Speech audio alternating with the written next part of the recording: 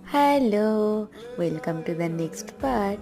তো দেখো, এনজেপি থেকে কিন্তু আমরা গাড়িতে উঠে পড়েছি আর এবার যাব আমাদের হোমস্টেতে।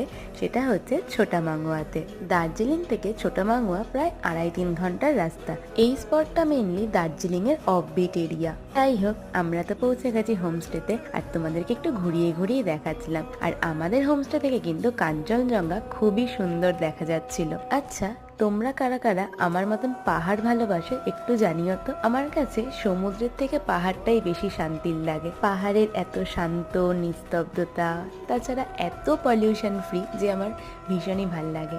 আর এই দেখো, আমাদের হোমস্টেতে কিন্তু একটা কমলালেবু গাছও ছিল। না মানে অনেকেই ছিল, আমি তোমাদেরকে দেখাচ্ছি। আর আমি কিন্তু এখান থেকে কিছু কমলালেবু কুড়িয়েও নিয়ে এসেছিলাম। চলো এবার লাঞ্চ করা যাক। আমাদের হোমস্টে থেকেই কিন্তু লাঞ্চের ব্যবস্থা ছিল। কোথায় কোথায় ঘুরলাম সেই সব কিছু নিয়ে নেক্সট ভিডিও আসছে খুব তাড়াতাড়ি।